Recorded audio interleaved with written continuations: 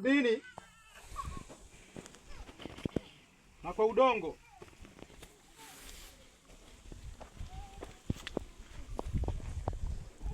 na kwa majivu, mavumbi kwa mavumbi, katika tumaini la hakika lisilo na shaka, katika ufufuo wa uzima wa milele wa utukufu. Atabadili mwili wetu na unyonge wetu upate kufanana na kuvitiisha vitu vyote viwe chini yake. Niombe wale mnaohusika tuweke mwili kwa kaburi.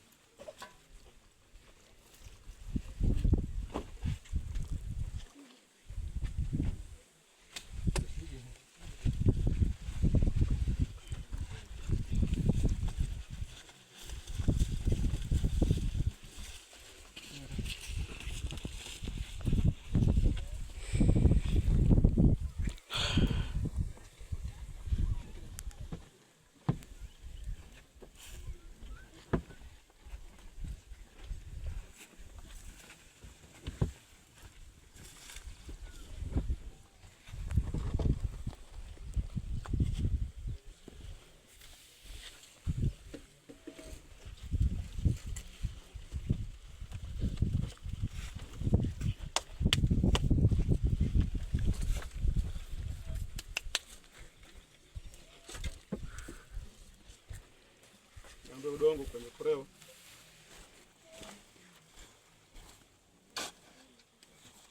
Shikilia kwanza. Asante.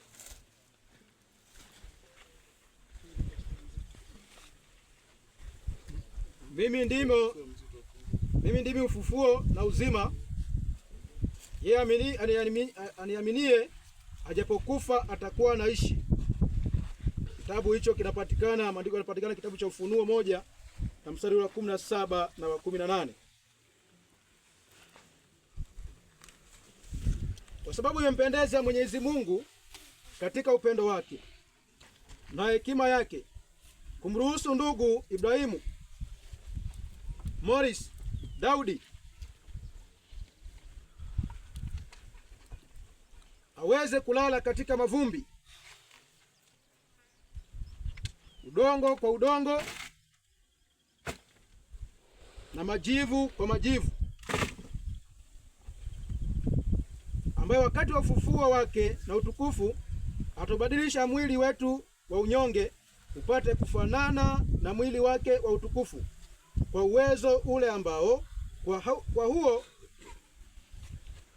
aweza hata kuvitiisha vitu vyote viwe chini yake. Wafilipi 3 na mstari ule wa 21.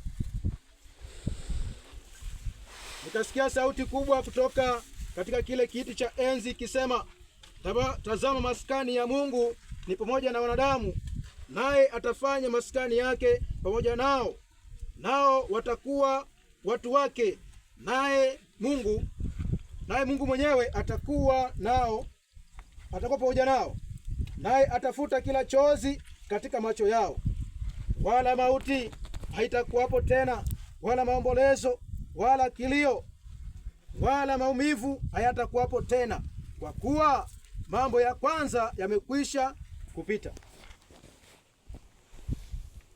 Tuombe.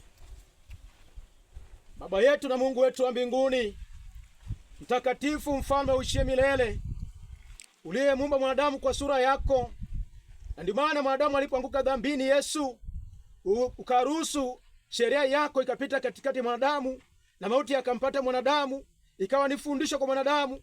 Mchana wa leo tunakuja mbele zako tukiomba katika kaburi hili ambao amelazwa mtumishi wako Ibrahimu. Jehova, tunakusihi kuanzia mchana wa leo ukalete malaika zako watakatifu ambao ni walinzi, watakapokuja wachawi, watakapokuja wanyang'anyi, watakapokuja wenye ila katika hili kaburi. Yesu, akutane malaika zako watakatifu wakashindwa katika jina la Yesu. Mchana wa leo tunaalika jopo lako la mbinguni ambalo wamekuwa na silaha za kimbingu, ambao wamelinda makaburi ya watakatifu wako, nao wakashogea mahali hapo mchana wa leo, wakalinde makaburi hili, na hatimaye mwisho wa siku utakapokuja Yesu Ibrahimu naye akawepo miongoni mwa wale watakaofufuliwa kutoka katika wafu mchana wa leo. Neema yako endelea kuja nasi, ukitubariki sote, ukitusamehe sote, hata wale ambao tunafanya dhambi machoni pako, nenda ukaturumia na kututakasa. Na zaidi Kristo, ukatukumbusha kuhesabu siku za maisha yetu. Kabla mauti hayajatufika Yesu, tuwe tumetengeneza maisha yetu kwa ajili ya mara ya pili. Na kama si hivyo, katengeneza maisha yetu kila siku yaweze kupendeza Mungu wetu mbinguni. Neema yako ikatufunike chini ya mbawa zako, tunapoenda kwenye ibada ya mazishi, kae pamoja nasi, ukatusafirishe nyumbani salama, na wale wanaobaki akobaki pamoja nao salama chini ya mbawa zako, kwa tukiamini katika jina la Yesu. Amen. Kwa nafasi hii, kwa sababu ibada tumeendesha toka siku ya jana na siku ya juzi, hakuna atakayeruhusiwa kuchukua udongo kutupia hapa. Tunaelewa wengine waga wana tabia ya kutemea mate, ile hiyo balaa isimrudie. Hizo ni imani.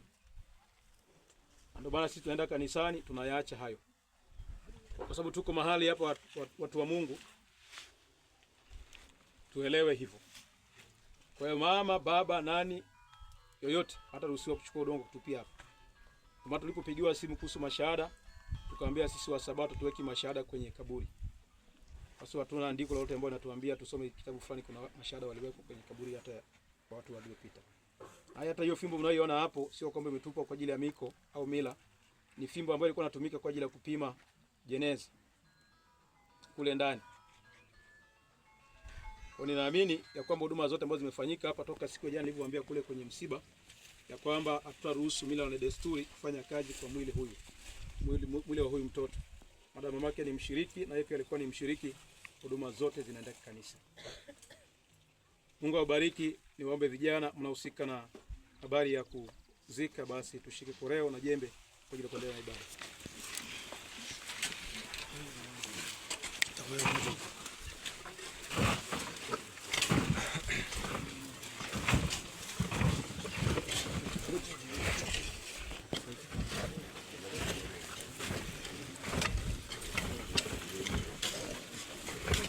Mire la kashahu hogi kuwe na kere ni mea.